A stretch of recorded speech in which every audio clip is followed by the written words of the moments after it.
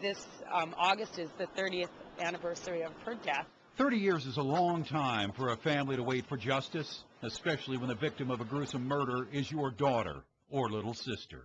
One of the saddest things for me as a parent, losing a child at 15, is that you're thinking she never had a chance to make her mark. We see people on the streets and in the movies that remind us of her, that look like her, and you wonder what she would have looked like. The murder happened August 13, 1978 at the north end of Torrey Pines Beach.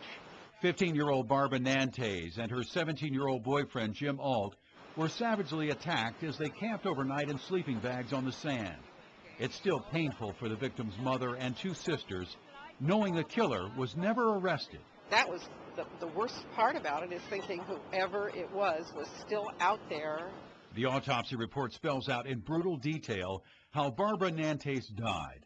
Blunt injuries to the head, strangulation, lacerations. She was found nude, spread eagle on the sand. The killer apparently used a knife to sever the girl's breast. Barbara's boyfriend was beaten unconscious and barely survived the attack.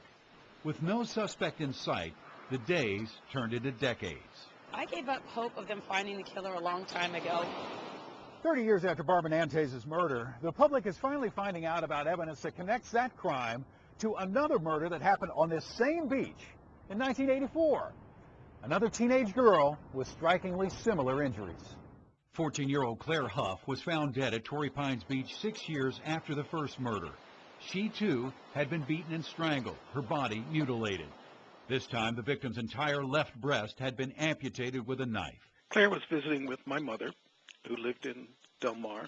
Rhode Island resident Sam Huff is Claire's father.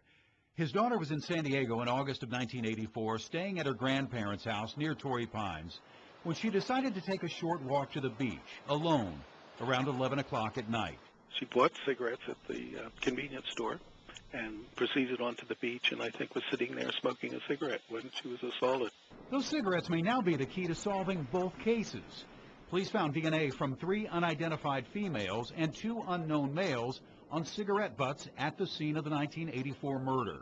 That's interesting to us because we do believe that Claire Huff was with a group of people shortly before she was murdered. San Diego Homicide Lieutenant Terry McManus says there are other key pieces of evidence pointing to a single killer. Both girls were found on the same beach.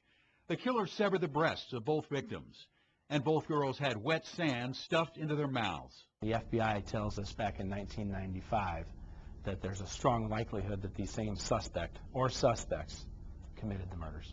News that the same killer may be responsible for both murders was first posted on the San Diego Police Cold Case website last year. It came as a surprise to the families of the victims. I was shocked when I heard there was a similar murder in '84. We were never told. I'm not sure why we weren't told. I would think it would have been in the public interest to let the world know. Because there was no solid DNA evidence pointing to a single killer, police say the public was never told about the link. Had that link or those similarities pointed the finger at a suspect or multiple suspects, we'd have a responsibility to make that public. That was not the case back then, and it's not the case today. Detectives did question at least one suspect in Claire Huff's murder, a Torrey Pines neighbor named Wallace Wheeler, who reported finding the body to police. Wheeler committed suicide in 1988 by jumping off a downtown building, and detectives have since ruled him out as a suspect. Now, decades after the killings, the families of the victims are hoping someone who was on that beach will come forward to police. You had to be some sick person to have done what this person did to both my sister and the other young girl.